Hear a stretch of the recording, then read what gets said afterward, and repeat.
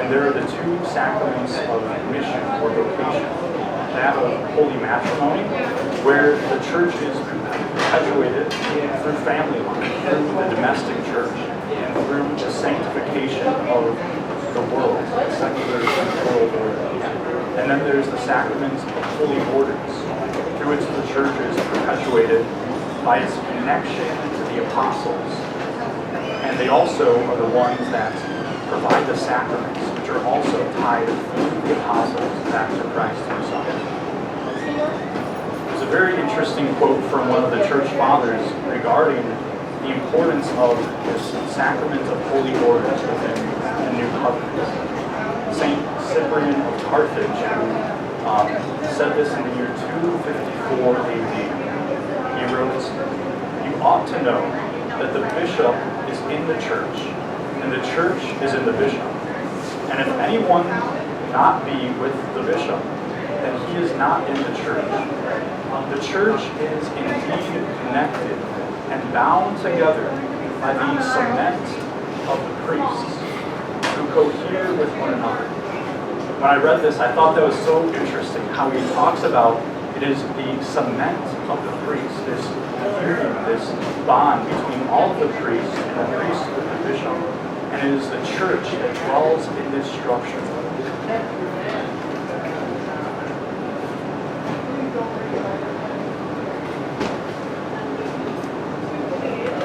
All right, so we've made it thus far.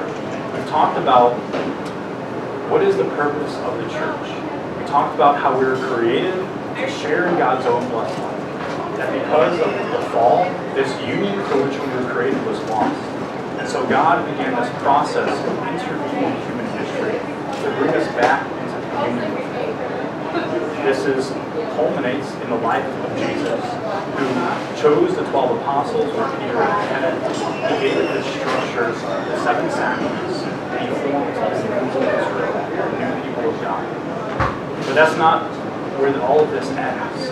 There's now a mission that needs to take place from the time of Christ dying and rising in 33 AD to our own time of 2024 and beyond. That each and every one of us and every human being now needs to be brought into this covenant somehow, into this new people of God, so that they might share in that original purpose for sharing to share in God's own blessed life. And so this is the final point of the work of the church. It's our response. How do we respond to the saving message of the gospel? And so that's the work of evangelization. I mentioned how the Jews were scattered into the Gentile people. And so the only way to gather all of the Jews back in would be also a mission that would incorporate the Gentiles as well. And so the apostles in the early church, they went out preaching the message of the gospel in Jerusalem, then in Samaria, and then to the ends of the world. There's an interesting quote from the Catechism. It says, "To unite all his children, scattered and led astray by sin, the Father willed to call the whole of humanity together into his Son's church. The church is the place where humanity must rediscover its unity and salvation. The church is the world reconciled." Now those are some amazing words. The church is the world reconciled. That's exactly what God's purpose was from the very beginning of time, to establish a means to which humanity could come back into union with Christ. The church is the world reconciled. The church is the place where humanity must rediscover its salvation, its unity. So now we fast forward into this period of evangelization. And one of the most important parts is what we read about in the Acts of the Apostles, kind of these highlights from the early church, is in Acts chapter 15, the Council of Jerusalem. I'm sure you've read this Bible passage many times, about how a question arose about how the Gentiles should be incorporated into this new people of Israel. And what's key to understand here is the process that they used.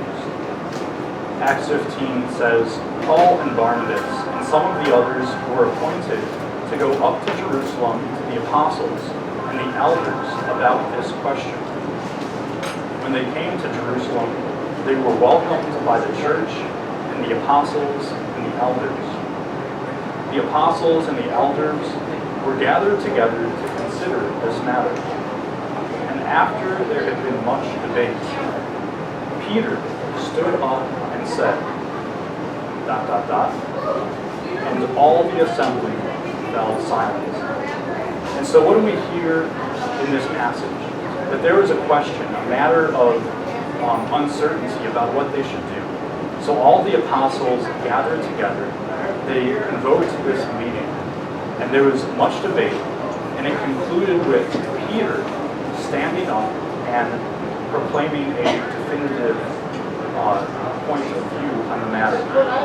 And the rest of the assembly fell silent. There was agreement on what they should do. And so this is going to be kind of the prototype for 21 ecumenical councils that the church has convoked since then. The Acts of the Apostles and the period of the life of the 12 apostles concludes with all but one of them being martyred. And Peter and Paul make their way to Rome. And Peter became the first pope, the first bishop of the city of Rome. He formed the first Christian community as one of those 12 apostles. And it's very interesting how God used the Roman Empire as a means to gather in scattered humanity. We talked about how there is this period of the Pax Romana, where there is this relative peace within all of those lands that had been conquered by the Roman Empire. And so this allowed for the Christian faith to spread very easily and quickly through these lands, because there was a common language of Latin and Greek. There was a great road system through which they were to travel from place to place. And so very interestingly enough, this system of the Roman Empire, secular, pagan, violent empire, was turned by God into something for the salvation of the human race. And Rome became the new headquarters for the new Israel. And the paganism of the Roman Empire was eventually turned into, converted into the Catholicism, the Christian Catholic Church, that this was the new religion of the empire. And so I'd now like to spend a little bit of time talking about the importance of apostolic succession. That Peter was at the head of the 12 apostles, he was one of the 12, and he was martyred in Rome. And before he died, there was another leader appointed to take his place. This is apostolic succession. This is also just an important note on this from Scripture. Paul himself writes about this in his second letter to Timothy. He says to Timothy, "What you have heard from me before many witnesses, entrust to faithful men who will be able to teach others also." So Paul understood that Timothy, one of his disciples who he had formed, passed on the gospel to, he needed to also perpetuate that and hand that on to someone else. But they recognized that they were not going to be able to evangelize the entire world until the end of time just on their own. But this needed to be something passed down from generation to generation. And another quote from not only the church fathers, but from one of the first popes himself. This was in the year 70 AD, just several decades after the resurrection of Christ. Pope Clement I, I think he was maybe the third or fourth pope, he writes this: "For this reason, therefore, since they had obtained a perfect foreknowledge of this, they appointed those ministers already mentioned, and afterwards gave instructions that when these should fall asleep, other approved men should succeed them in their ministry." This the Pope wrote in his letter to the Corinthians. This was in the year 70 AD. Now this is absolutely amazing. I mean, I'm going to have a few other quotes from the church fathers, but we need to take into account the early church fathers, Because if we don't understand what happened between the Acts of the Apostles and, say, 1500 AD, I mean, there's no way we're going to be able to understand the continuity, the coherence, and the development of the church up to our own time. And so this was in the year 70 AD that one of the first popes clearly said that this ministry needs to be passed on when those who precede them fall asleep to other approved men. Another quote from the Church Fathers, this is maybe one of the most important I'm going to share with you tonight. This is from St. Irenaeus of Lyon. He died in the year 202, and so he was writing this in the late 100s. And what you'll see in this passage is that he clearly talks about how there's this succession. He explicitly names who the successors of Peter are, who replaced Peter, and who replaced him, and who replaced him. And he concludes from that it is by this apostolic succession that this is how we know that this is the one true church founded by Christ. This is written in the late 100s. He writes, "We are in a position to demonstrate the succession of these men to our own times by indicating that tradition derived from the apostles of the very great, the very ancient, and universally known church founded and organized at Rome by the two most glorious apostles, Peter and Paul. For it is a matter of necessity that every church should agree with this church, the Church of Rome, on account of its preeminent authority. The blessed apostles then committed into the hands of Linus the office of the episcopate.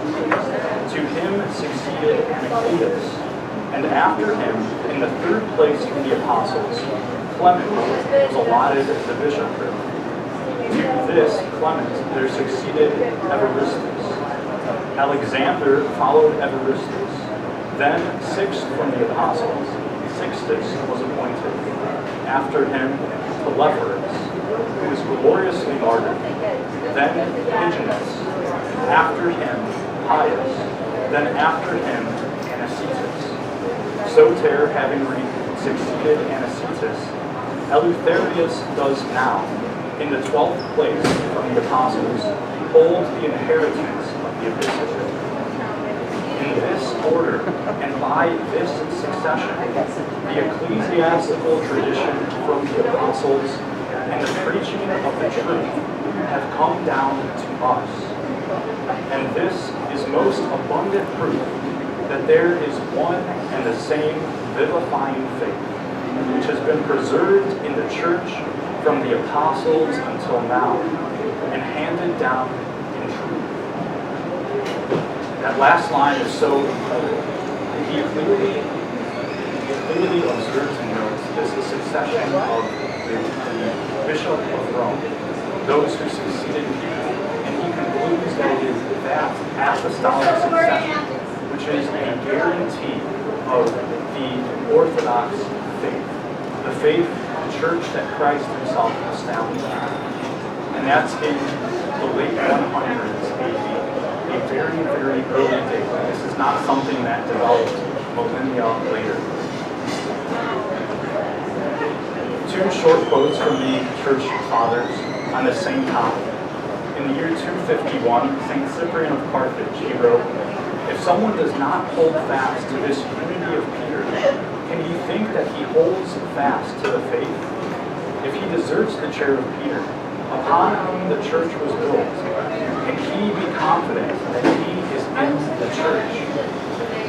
That was in the year 251 AD. This is still at the time before Christianity was a legalized religion, so people were being martyred on a regular basis during this time in the church's history. And then, not too late, too far after that, in the year 376, St. Jerome writes this: "This is the only house with a paschal lamb lighted in it. This is the ark of Noah, and he who is not found in it shall perish when the flood prevails." So it is very interesting very inspirational, very moving, and educational to reflect upon the words of the earliest theologians, the church fathers, because it shows us this continuity from the time of the apostles down to our own age. They clearly enunciated this development within the church, solving the problems that needed to be solved in their own day age, using the teaching authority that Christ bestowed upon them. And so now, this is a fitting point to talk about the magisterium, a very important technical term, which means the teaching authority of the church. And I'm going to share a very interesting quote with you from St. Vincent of Lerins, who in seminary was always brought up as this key player who enunciates why tradition is so important and how the development of doctrine should take place. St. Vincent of Lerins, you'll hear this quote and you'll think it might have been written 1,000 years after it was actually written. But it wasn't. It was written in the year 445 AD. And we should keep this in mind and fast forwarding 1,000 years. St. Vincent of Lerins, he writes this: "But here someone perhaps will ask, since the canon of Scripture is complete and sufficient of itself for everything, what need is there to join with it the authority of the Church's interpretation? Because, owing to the depth of Holy Scripture, all," he's now moving on to contradict that previous question, "because, owing to the depth of Holy Scripture, all do not accept it in one and the same sense, but one understands its words in one way, another in another, so that it seems to be capable of as many interpretations as there are interpreters. Therefore, it is very necessary, on account of so great intricacies of such various errors, that the rule for the right understanding of the prophets and apostles should be framed in accordance with the standard of ecclesiastical and Catholic interpretation." That was in the year 445 AD, at a time when there was relatively, little division and diversity within the one Church of Christ. And so even at this very early time in the Church's history, it was clear that there was a need for this magisterium, this teaching authority that had a means of settling. When you have 12 people of equal authority in a room, it's very difficult to come to one decision. There needs to be a head over all of that. And so I mentioned the Council of Jerusalem from Acts chapter 15. And I said that this was the prototype for the other 21 ecumenical councils that were followed. The first of those ecumenical councils was the Council of Nicaea in the year 325 AD. And between the Council of Nicaea in 325 and the second council, which was the Council of Constantinople in 381, they formed the Nicene-Constantinopolitan Creed, which is what we profess every Sunday at Mass. And you'll recall that one of the lines in there says, "I believe in one holy Catholic and Apostolic Church." These are called the four marks of the Church, and they're an incredibly important and also a simple way to tell what is the Church established by Christ. The four marks of the Church. It's what marks the Church established by Christ. That it is one holy Catholic and Apostolic. And this was in the year 325 to 380.